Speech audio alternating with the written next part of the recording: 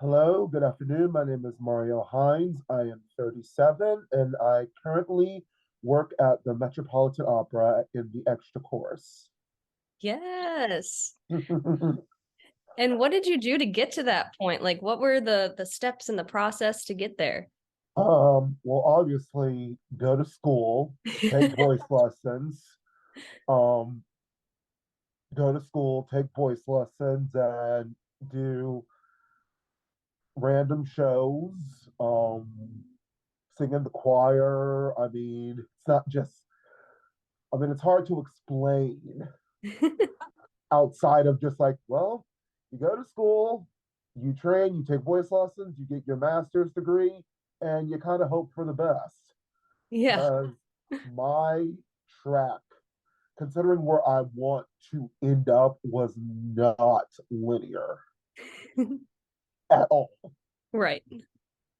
So, I don't know if you want me to expound on that or. Yeah, sure. I mean, like if you Okay. have anything to help others who are going through the same thing. Well, I have a whole story, and it just started with. I mean, let's go back to high school choir. In the South, no one really knows what opera is, let alone sings it. I Mhm. mean, they have a good idea, like, they see it on TV. But so my first high school I went to, it was show choir. So there were a lot of country, pop, and R&B singers, Yeah. or at least people that like to pretend that they were Yeah. pop, country, and R&B singers. And then there's me. I mean, big pudgy kid and glasses aside, here I come with this overly obnoxious, loud voice. And I Mhm. just remember all of my peers just trying to bully me into singing softly. Mm. That happened in my second school too. I wouldn't say bully, but give me shit. Or like, we're going to get the loud voice out of you. We're going to shut you up. Mm. I wonder how that went. Yeah. But um, So that was the main issue in high school. And then come college, I had a voice teacher that just was not good for me. Mm. But he was at the Metropolitan Opera, and me being a young and naive 18-year-old, a hopeful 18-year-old, I was like, I want to be I want to be your student. I want to be your student. You went to the Met. But I had a lot of issues, vocal issues. But I also at the same time feel like that my first voice teacher gaslighted the shit out of me Mm. during my college years. And I look back at it, and I'm always looking back at it and just going, holy shit. Yeah. This was very, I don't know how long you have because I'm trying to like shorten this because it's so long. Oh, you're good. I love it. So it started in my first audition for college and my only because I only got into one college.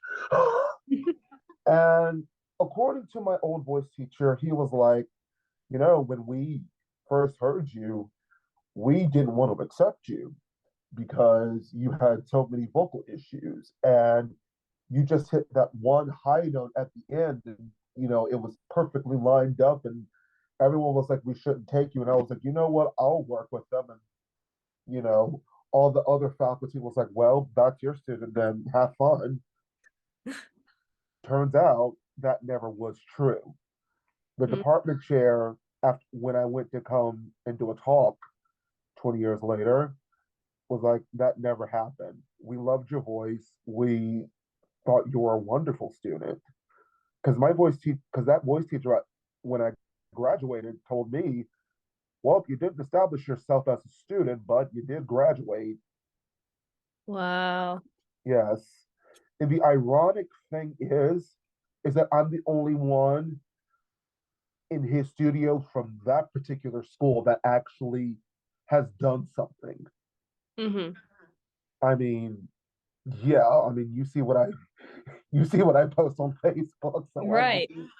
it's just, and it's really weird when it comes to forgiveness because I have a tendency to hold grudges. But I think the fact that I did make it to the Met, the fact that I did perform at Radio City, the fact that I have 2 Grammys, or at least I am associated with 2 Grammy award winning productions. Right. Um, I think that was the forgiveness enough. Like, I don't know why I don't feel any animosity towards him because I feel like it's very justified. And I'm Right. just like, I don't know. I think it just, give me a second, very emotional. That's totally. Mm. The fact that I'm doing it makes it easier to forgive him. Mm-hmm. That's the best way to put it. Yeah, definitely. And like, how did you, going through that in the moment, how did you push yourself to continue working with that person, knowing that it was hurting you? Because I was brainwashed. Mm, I was brainwashed and I thought I was the problem. mm-hmm. It's my fault that I didn't do it, even though I practiced. No, like the way he taught sucked. Yeah. But it was my, but he also had a power ego. Mm-hmm. And so it was like, why can't you get this? He was one of those singers that naturally knew how to sing. Mm-hmm. And so he was like, why can't you get this? And So, so it was, so for the majority of 4 years, and up to this point, I thought I was the problem. mm-hmm. And how has that like set you up to maybe better handle situations with people that you struggle to work with now? How do you mean? So like somebody who maybe is also power hungry and tries to put you down in your current career, how has that potentially set you up to like fight that? Well, the minute I hear them say something negative, I actually knew someone or was working with someone with a potential agent, and she just flat out said, "You're not an opera singer." And that was the last time I spoke to her. Good. Cut those people out. I mean, it's really that simple. It's like the Right. one time. Now, mind you, if I feel like I need to say something, I will. Mm-hmm. And that may take me like, I need to like go in the corner 5 minutes and just gather my thoughts because I do have a tendency to go from 0 to 100 very quick. Mm-hmm. Like, I think because here I was, this little shy, not not little, very big, in fact, fat kid that just took everything. That's the pendulum. And over the course of time, the pendulum swung that way. So if I even suspected that someone was saying something towards me, I would just go at them. And so I'm currently working on bringing it to the middle Mm-hmm.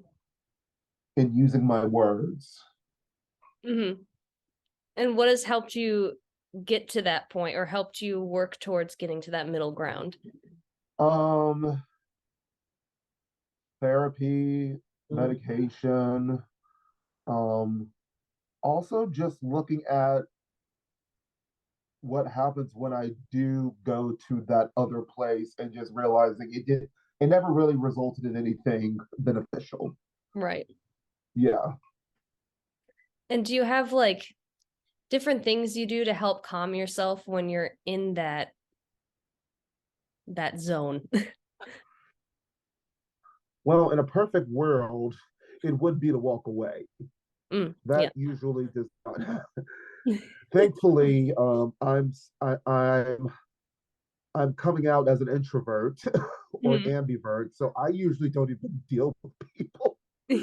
Like when I'm at the Met, I'm literally like there are two like dressing rooms at the Met. There's the lounge, Mhm. and then there's the other place where I like to call it the introvert corner, where basically it's that section where everyone's on, like people are just on their phone or they're on their laptop or they have their headphones on, and it's just absolute silence. And so Yes. I'm there now, or I'm just like I'm just sitting here on my phone or just having lunch or just but yeah. So it helps just not dealing with people. Right. Yeah, that would be my area too. It 100. just helps just to not deal. Like, I'm just not gonna bother. Right. And when you get home from some of those like long rehearsals, what are some things that you like to do that ground you and just bring you back to like your Zen place? Yes. I love them. That Hmm. and also talk and also just sitting with my partner. Hmm. Like we're one of those couples that just sits and watches TV and it's fun. Yeah. Yeah. Do you have like TV shows or podcasts or music that you would recommend to people? I we do true crime for some odd reason. We watch the ID channel. Yeah. We yeah, and we watch several blogs that pertain to um that are black driven. There we go. Hmm. Yeah, we listen to a lot of black driven podcasts, and actually we actually watch a lot of royal news. Hmm. He's a royal buff, so and I've become one through osmosis. So we know everything that's going on across the pond when Oh it my comes to the monarchy and the royal family. Like we know everything. I love it. So you were Yeah. probably on like the Prince Harry train and like Meghan We Markle. are on the Prince Harry train. We're waiting for the coronation. We're Carol. We are following Harry and Meghan. I love that so We much. That's know hilarious. everything what's going on. And it's so interesting when we run into people that are from the UK and it's like, oh, do you watch this? And they just are so shocked that we from America know that. Right. It's so funny how some people are just so engulfed in that. Like I work with some people where they were just on it. As soon as that episode was out, they were watching it. Right. And so I'm gonna take it back a little bit, but how do you know when you're being completely authentic in your performing? Well, that's interesting you say that because the way I show up on stage, Mhm. when I'm there, I'm there. And especially if you give me a dance number, I am going to commit and I'm going to give you 110%. And that was simply because I watched dance movies in the 80s and I was just like, that's how they dance. So I'm going to dance like that. Not thinking that I like have all this energy.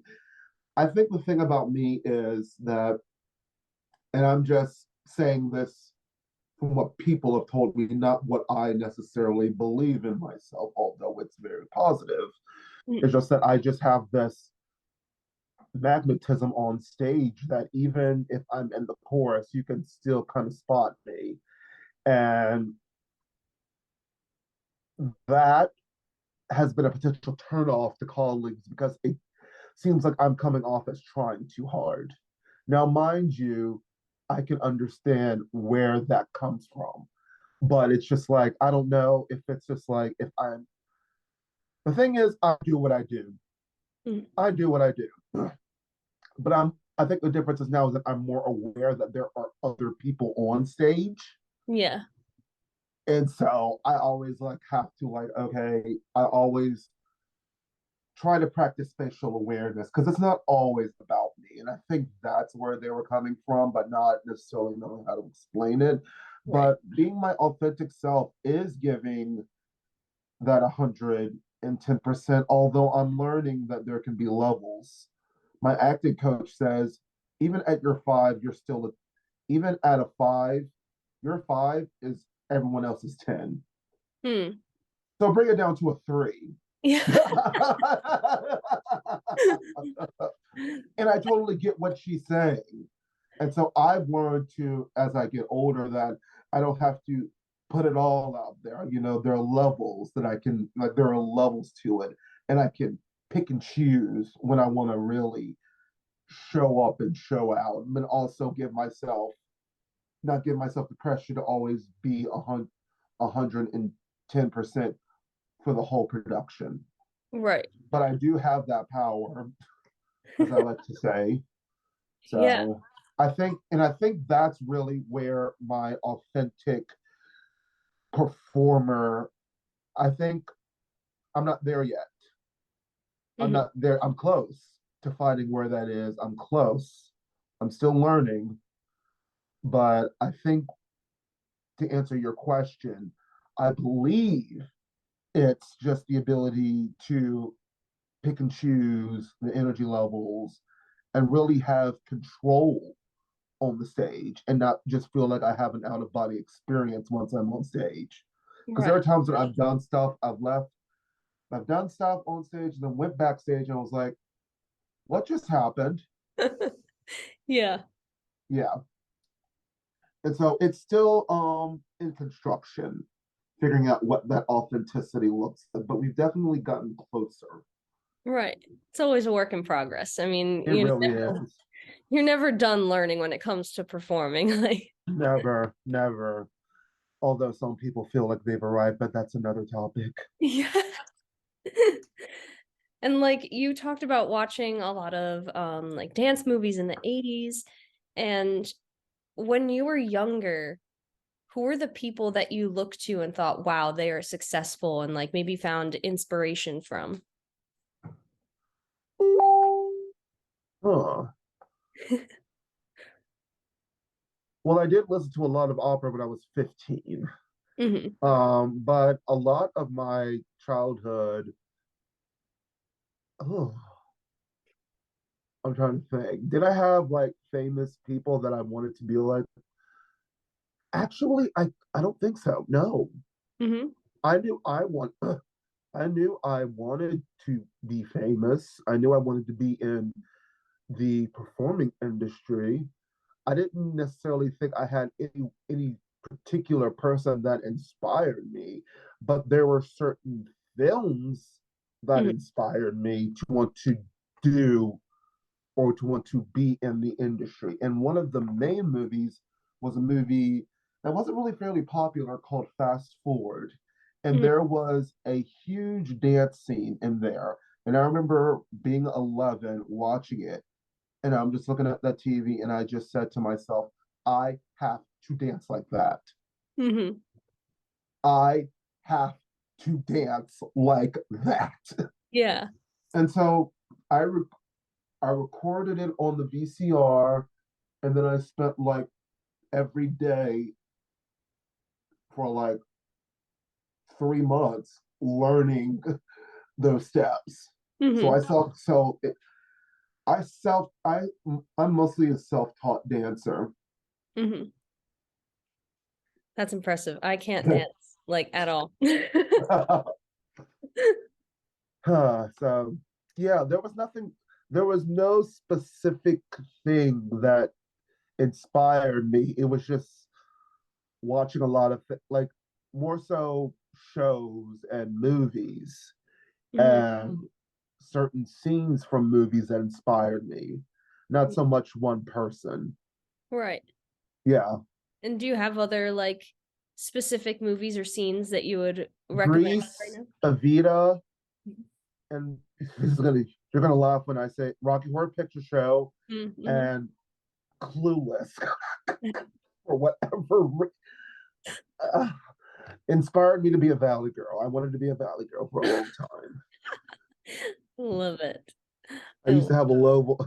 It's funny because I felt myself having a low voice, so I would really pitch it up a little bit. I it. didn't want a Trying low so voice. hard. Yes. And what's something that you would, if you could tell your younger self something now that you know now, what would you tell your younger self? Punch that motherfucker immediately. Uh, Mm. it's funny you say that because I have thought of this. I wish I had the knowledge then that do now, because I haven't even really talked to anyone from high school or in college. Like maybe 5 people, if that, I keep in contact with. And I just spent so much of my high school and college career trying to put myself in a box that I would have never been in. And Mm-hmm. I thank God in the universe because I now understand why that happened. Because if I were ever to be in a social group, I would have been complacent. Mm-hmm.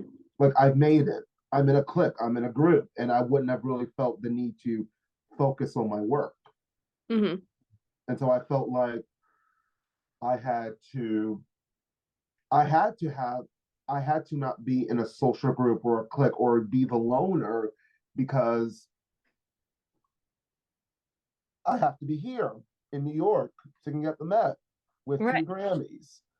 And none of the what other high school kid talks about opera, particularly in North Durham, North Carolina, where hunting and fishing is the weekend activity. Mm-hmm.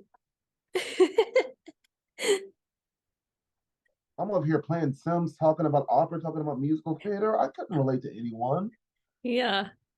Even even when I went to a arts high school, I went to Durham School of the Arts. Mm-hmm. I, they weren't on, okay. I'll just say they weren't on my level. There, I said it. I love it. I Fine. They weren't. Oh, this is the first time me saying that. They were never. I love it. You gotta know your worth. You gotta know. In fact, I'm I'm tempted to go on Facebook and be like, class of 2004, is there going to be a 20-year reunion? Because I'm really trying to flex on y'all right now. Yes. You got to put it together yourself. No, that would just be a major ego trip. Yes, I'm going to plan the reunion Just so I can flex on all just y'all. so I can flex. Yes. In a multiverse, I would do something like that. In another multiverse. Yeah. Yeah, I believe in multiverses. I love it. I'd love to think that way too sometimes. Just like, in another plane of existence, how would I have done this? Or how would I have handled this situation? Yeah. Um, let's see. I had another question that I wanted to ask you. Oh, how do you avoid losing sight of your personal goals and identity? Staying off social media, Mm.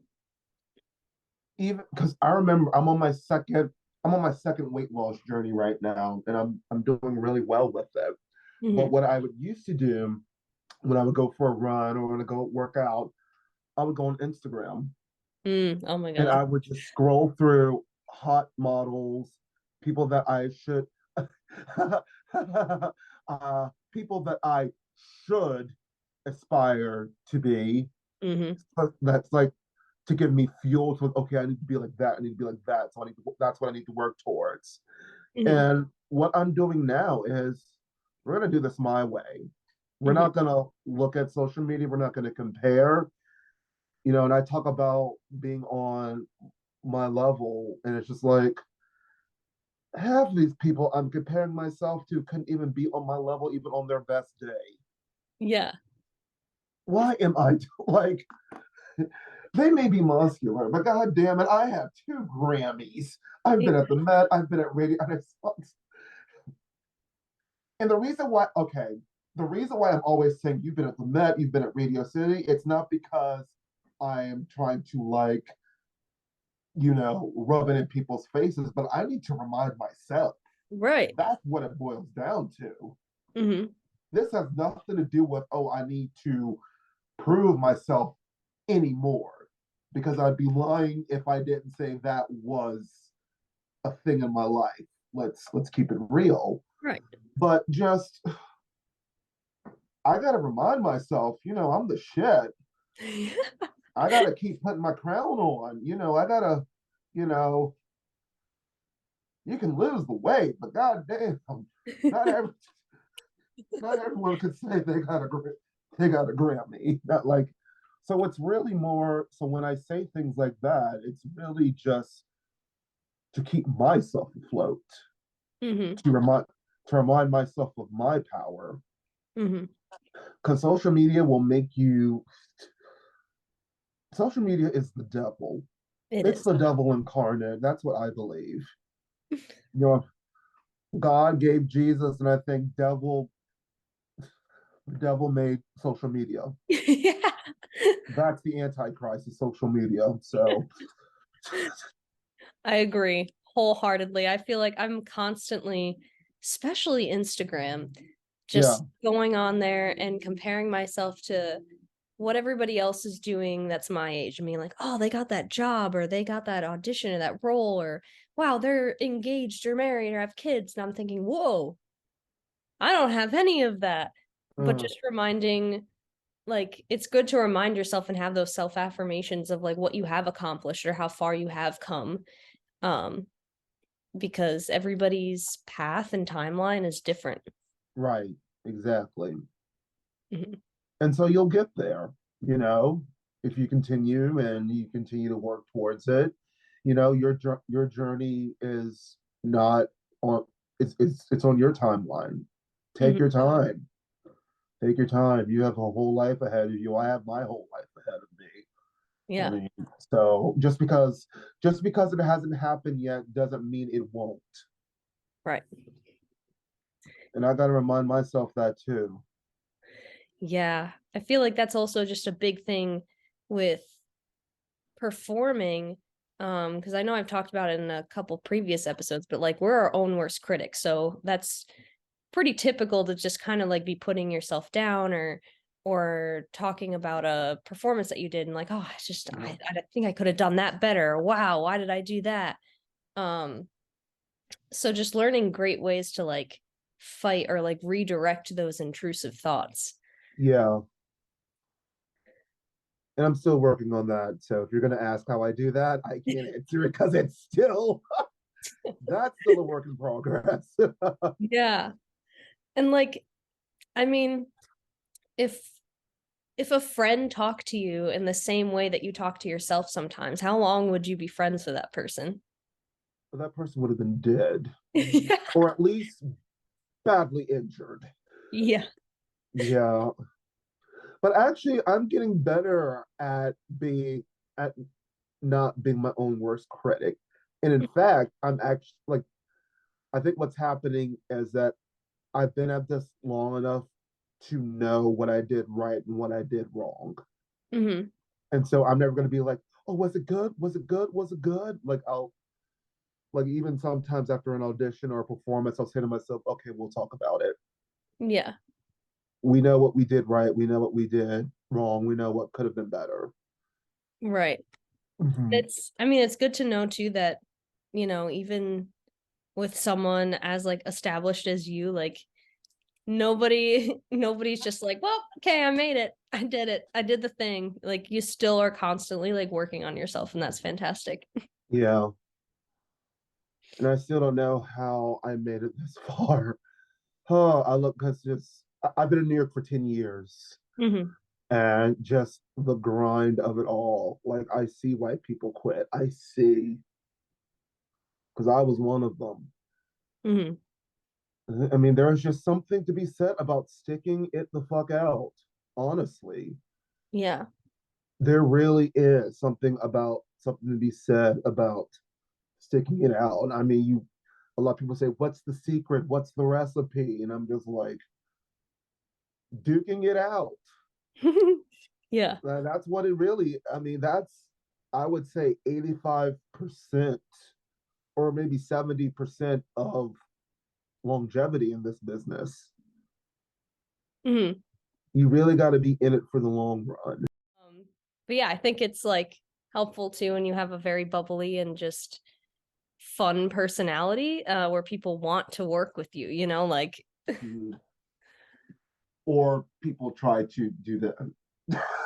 yeah, well, But we they're don't not talk worth about them. it. They're Yes, not worth it. I'm not for everybody. No one's for everybody. I mean, come on. Right. So I know my Zoom is gonna kick us off in like 8 minutes. So Okay. if there's any like advice or anything that you want to like leave everybody with. The floor is yours. I would just say it does get better. Hmm. That's it. It will get better. Hmm. Um, if you love something, if you want to do something, and the truth is, we all are afraid that we may never get there. And and you may not, but even if you reach for the stars or the moon and land in the stars, that's still something. Hmm. And I think you owe it to yourself and your talent and your gift to keep pushing Yeah. because I know this sounds sad, but let's just keep it I mean, and luckily for me, I ended up just when you have that mindset, 9 times out of 10, you end up doing what you said you wanted to do in the first place. Right. It's, it's, that's what happened to me. Like I was like, I'm content with being a teacher and being a local celebrity in my hometown. That was like I had made peace with that. I Hmm. was going to be a teacher. I was going to do a few. I was going to do performances, and I was just going to be a local celebrity. Hmm. Then I got into grad school. Then I didn't get into doctorate. And then I was like, well, I guess I'm going to go to New York and do musical theater because I'm never going to be an opera singer. Ended up going to New York. Voice got better as I took voice lessons, and now I'm at the Met, which is what I wanted to do since I was 17. Yeah. And that also has a lot to do with sticking it out. And also sometimes when a door closes, sometimes you have to politely knock again and say you belong here. Yeah. Yeah, I think knowing yourself is good because like you said, you in this field you have to just keep pushing, and so you staying true to yourself, clearly you got to where you're supposed to be. You knew it from the Yes, exactly. start. Stay true to yourself, stay true to your passion, and hold on to your authenticity with your dear life because the world will try to convince you that you're doing something wrong. Hmm. Social media will convince you that you're not doing it right, Right. but hold on to your way. Hmm. It's the only way you know how to live. You can only be you. Right. Yeah. And you know yourself better than anyone else. So Exactly. And no one gets to be you. That's your superpower. true. I love it. Hmm. All right. Well, thank you so much for chatting with me. I really You're appreciate welcome. You're so welcome. We'll do this again it. Yes, when I please. get my third Grammy, whenever that'll be. Yes. Yes. And Yeah. whenever your next performance is at the Met, let me know. I'll be there. Okay, we'll do. All right. Thank Happy you. Tuesday. Happy Tuesday. Bye. Bye.